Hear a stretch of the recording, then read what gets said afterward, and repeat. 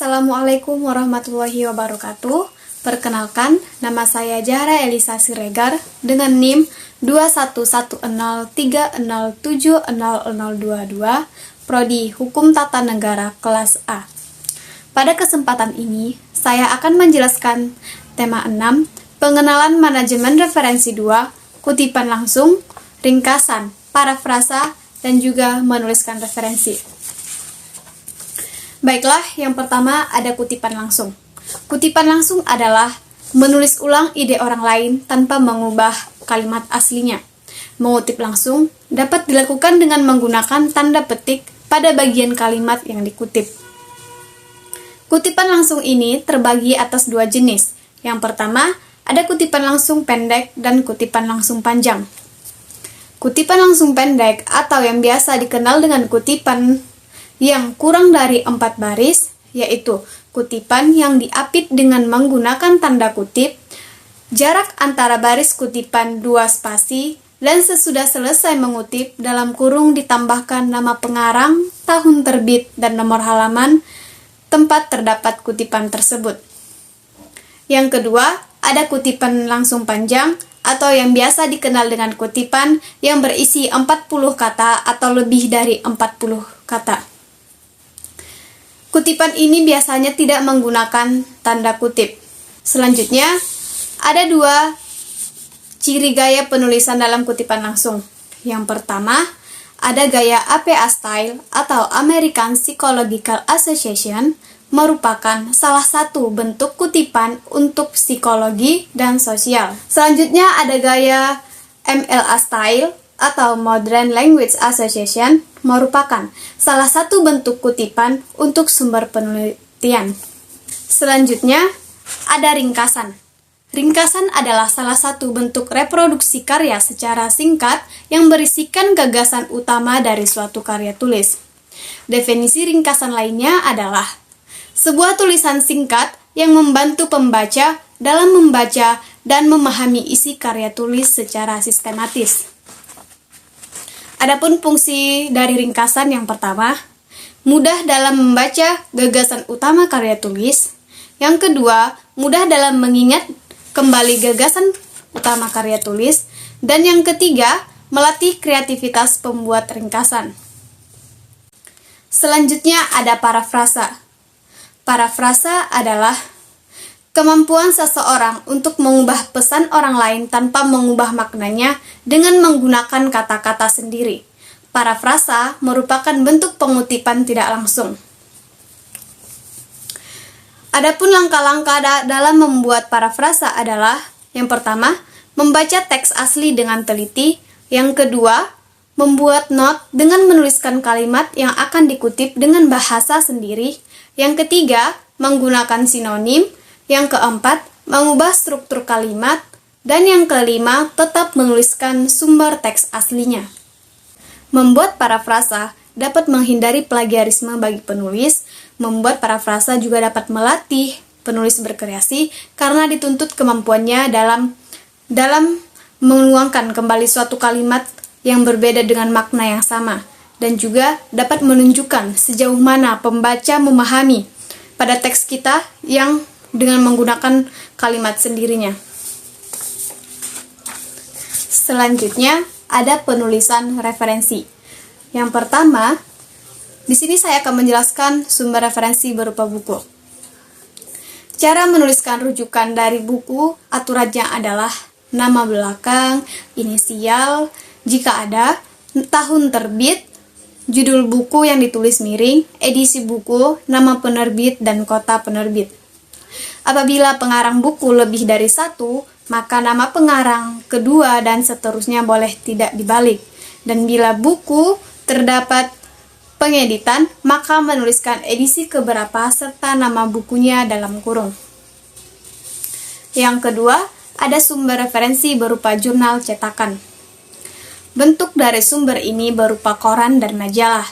Dalam penulisan dari jurnal cetakan penulisan, perlu diperhatikan. Yang pertama, nama penulis. Yang kedua, judul. Yang ketiga, tanggal publikasi. Yang keempat, nomor halaman. Dan yang kelima, judul publikasi yang dicetak miring. Selanjutnya, ada sumber referensi berupa jurnal online.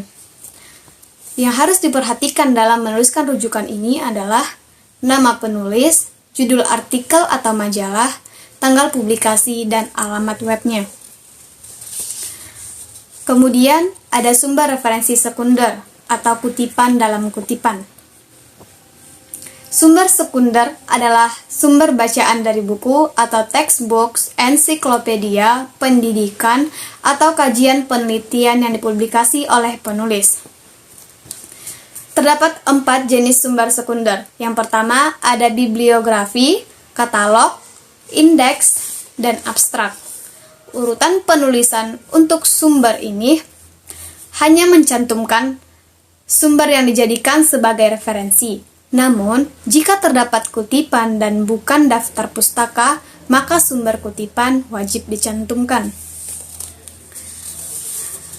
Selanjutnya ada sumber referensi berupa website.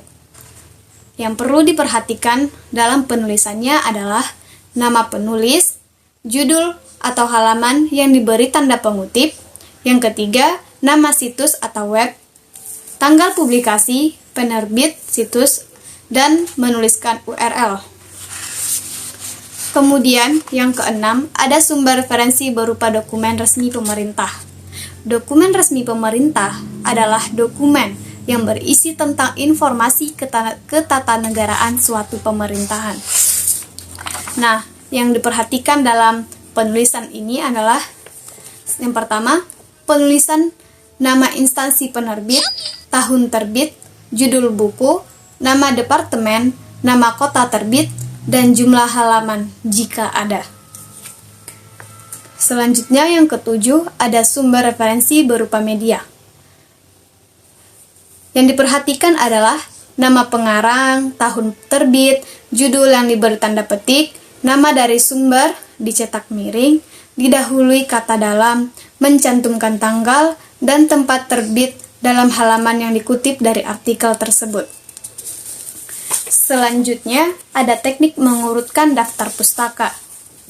Menurut KBBI, daftar pustaka adalah daftar yang mencantumkan judul buku, nama pengarang, penerbit, dan sebagainya yang ditempatkan pada akhir suatu karangan atau suatu buku dan disusun berdasarkan abjad. Daftar pustaka adalah sumber tertulis yang dipergunakan untuk menyusun suatu karangan. Dalam pembuatan daftar pustaka, perlu diperhatikan unsur-unsur dan ketentuan umumnya. Yang pertama, nama penulis diurutkan berdasarkan abjad. Yang kedua, daftar pustaka tidak perlu diberi nomor urut. Yang ketiga, yang dicantumkan dalam daftar pustaka hanya sumber rujukan. Yang keempat, referensi yang didapatkan dari hasil wawancara tidak perlu dicantumkan, kecuali jika wawancara yang dimuat hasil dari dalam suatu penerbitan. Yang kelima, gelar penulis tidak perlu dituliskan. Dan yang keenam, jarak masing-masing sumber bacaan diketik dengan jarak 1 spasi. Dan yang ketujuh, baris pertama diketik dari garis tepi tanpa indensi, dan untuk baris selanjutnya menggunakan indensi 4 ataupun 7 ketukan. Dan yang terakhir, nama penulisan nama pengarang itu harus dibalik. Adapun fungsi daftar pustaka yakni memudahkan pembaca untuk mengetahui referensi yang tercantum, menunjukkan apresiasi terhadap karya orang lain yang dijadikan bahan rujukan penulisan. Yang ketiga, memudahkan dalam evaluasi terhadap sumber pustaka. Dan tujuan dari penulisan daftar pustaka itu sendiri adalah agar menghindari plagiarisme, menghargai penulis karya sebelumnya, membantu pembaca mengetahui mengenai sumber kutipannya. Sekian yang dapat saya jelaskan mengenai tema 6. Kurang dan janggalnya saya mohon maaf. Terima kasih. Assalamualaikum warahmatullahi wabarakatuh.